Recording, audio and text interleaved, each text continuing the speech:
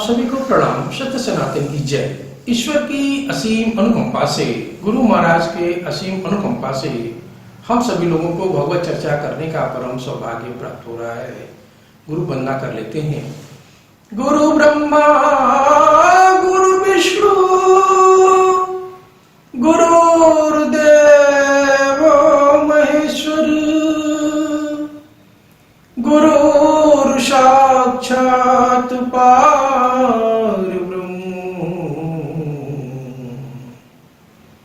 तस्मै श्री गुरुवे नमः। आज हम लोग अपने उस सनातन संस्कृति को याद करेंगे जिसमें ये जानने का हम लोग सभी प्रयास करेंगे कि हमारा वेद क्या है, पुराण क्या है, उपनिषद क्या है। आज विशेष रूप से हम आपको उपनिषद के बारे में बताएंगे। उपनिषद है क्या वास्तव में।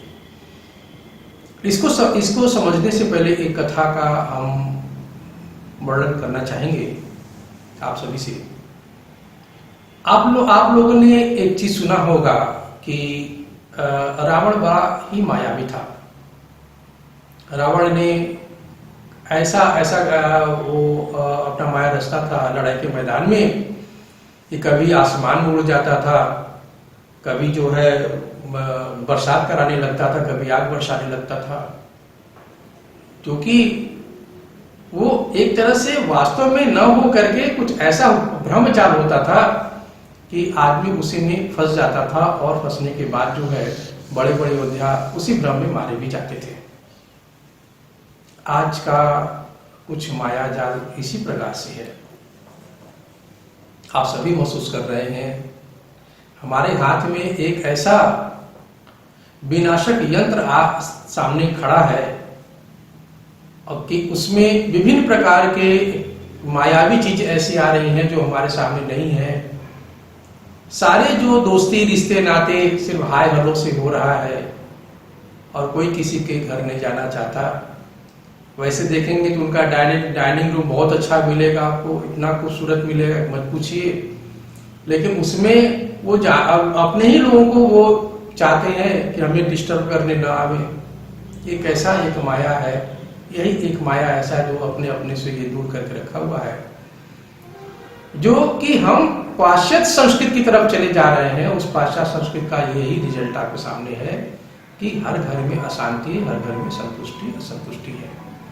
एक बार की बात है, एक बहुत ही सीधा साधा आदमी जो कि भगवत भक्ति में रमा हुआ था और उसको सिवाय भगवत भक्ति की और कुछ अच्छा नहीं लगता था।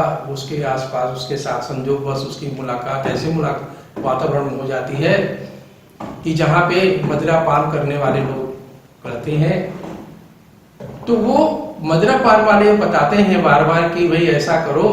वो जो गलत आचरण वाले लोग थे बार बार बताते हैं मदिरा के साथ में कि भाई देखो, भगवान तुमसे पूछेगा कि क्या तुमने क्या किया धरती पे रह के। तुमने कभी न मदिरा का सेवन किया, न कभी मांस का सेवन किया, तो तुम्हें कैसे पता चलेगा कि ये गलत है। ऊपर पूछेंगे तो क्या जवाब तुम दोगे।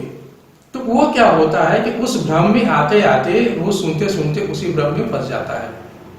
फिर क्या करता है कि वो थोड़ा सा मदिरा का सेवन करता है ये जानने के लिए मदिरा है क्या, फिर थोड़ा मांस का सेवन करता है। आप जानते हैं जैसा खाए अन्न वैसा रहे मन, और जैसा रहे मन तो वैसा रहे विचार, और सुबुद्धि से बुद्धि भी जो है कुबुद्धि की तरफ हो जाती है।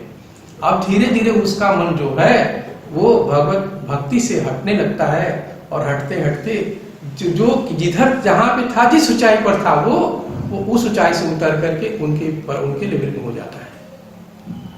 जानते हैं मन की गति जो होती है वो मन की गति अधोगति है। वो हमेशा जो है बुरी चीजें, जैसे अभी मोबाइल में आप देखेंगे इस भयानक अस्त्र में देखेंगे तो मन क्या करता है कि भगवान की बातों को सुनना पसंद नहीं करता। वो क्या तो पसंद करता है, वो पसंद करता है कि हमें कोई इसमें संगीत मिल जाए, कोई नाच गाना मिल जाए, कोई इस तरह से कोई और चीजें मिल जाए जो मन को अच्छा लगे। तो आप बचें इस माया से। रावण की माया से बचना तो बड़ा आसान था, उस समय कठिन था लेकिन फिर भी आसान था। अभी तो छोटा सा बच्चा हो रहा है, आप खुद उसको उस माया में डाल दे रहे हैं, और बड़े होने पे जब आपकी नहीं सुनता तो आप कहते हैं क्या हो रहा है। तो इसीलिए कहा जाता है ना, तोरा मन दर्पण कहलाए, तोरा मन दर्पण कहलाए, भले बुरे सारे कर्मों को दिखे और दिखाए, तोरा मन दर्पण कहलाए। अब उपनिषद, अब बात करते हैं उपनिषद, मतलब इस माया जाल को तोड़ने के लिए एक साधन हमारे पास मौजूद है भी, उपनिषद। आप इस भक्ति भाव की धारा में वीडियो को लाइक भी करें, शेयर भी करें, सब्सक्राइब भी करें, और भगवान राम की जो अविरल धारा बह रही है उस अविरल धारा में आप भी पोते लगाएं। उपनिषद का जो अर्थ होता है, देखिए कि समीप उपवेशन, माने समीप में पास में बैठना। किसके पास में बैठना? ब्रह्म विद्या की प्राप्ति के लिए शिष्य का गुरु के समीप बैठना। यह शब्द उपसर्ग तथा सद धातु से संपन्न होता है, यानी पूरा होता है। सद धातु के भी तीन अर्थ होते हैं। क्या अर्थ होते हैं? एक तो होता है विवरण, विवरण का माने नाश होना, यानी मुंह का नाश हो जाना। दूसरा है गति, यानी कि पाना या जानना, यानी ब्रह्म विद्या के बाद परमपिता परमेश्वर को जानना। तीसरा होता है अवसादन, अवसादन माने कि जब मन शांत हो जाता है, मन को परमपिता परमेश्वर की अनुभूति होने लगती है, तो उसके सारे प्रश्नों का निवारण हो जाता है। ये बच्चों का बताइए, समझाइए। इनकी संख्या कुल 108 तो है जरूर, मुख्य 13 होते हैं, लेकिन 10 ही सर्वमान्य है। अब इसमें किस चीज का वर्णन है? इसमें दो प्रकार की विद्याएं बताई गई हैं। एक विद्या बताई गई है पराविद्या, और दूसरी विद्या बताई गई है अपरा विद्या। उपनिषद के अंदर एक वार्ता आती है। सौनक ऋषि अंगिरा के पास जाकर पूछते हैं कि जाननी, संसार में जानने योग्य क्या विद्याएं हैं? अंगिरा ने कहा 2 विद्याएं हैं, परा व अपरा विद्या। अब सौनक ऋषि पूछते हैं कि भाई अपरा विद्या क्या है? तो उसमें आता है उपनिषद में कि तत्र प्रायुर्वेदो सामवेदो अथर्वेदः शिक्षा व्याकरणम नियुक्तम छंदसम ज्योतिषम इति, माने जितनी पढ़ने लिखने की विद्याएं हैं, 4 वेद, 6 शास्त्र और 6 वेदांग, सब अपरा विद्या के अंतर्गत हैं।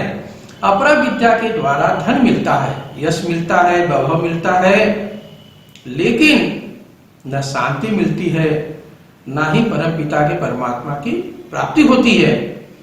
किंतु आत्मा की शांति के लिए, परमात्मा के साक्षात्कार के लिए परा विद्या को जानना पड़ता है। अब देखें, अब यहीं पे इसकी महत्ता शुरू होती है। जो हमने कथा सुनाई उसकी शांति के, उसका निवारण के लिए बताते हैं आगे। क्या कहते हैं कि उपनिषदों के अंदर परा विद्या बताई गई है, उसके द्वारा परमपिता परमेश्वर को जाना जाता है। अविनाशी ब्रह्म सबके अंतर है, सर्वव्यापी है। परंतु बहुत से विद्वान अभी क्वेश्चन ही करते हैं, पर बहुत से विद्वान कहते हैं वह निराकार है, निर्गुण है। उपनिषद कहती है वेदाहमेन्तम पुरुषम महांतम आदित्य वर्ण तमसः परस्तात तमेव विदित्यादि मृत्यो मेति नान्य पंथा विदते अयना। मैं जानता हूँ महानतम पुरुष परमात्मा को, जो सूर्य के समान ज्योति स्वरूप है, सबके अंतर है। उस परमात्मा के जाने बिना मृत संसार सागर से पार उतरने का और कोई मार्ग नहीं है। एक ही मार्ग है, आत्म अनुभूति, जिसके द्वारा परमात्मा को जाना जा सकता है, ब्रह्म विद्या के द्वारा जाना जाता है। इसको जानने के लिए हमें समय के सद्गुरु के पास जाना चाहिए। उपनिषद कहती है वह पराविद्या सद्गुरु के द्वारा ही जाना जा सकता है।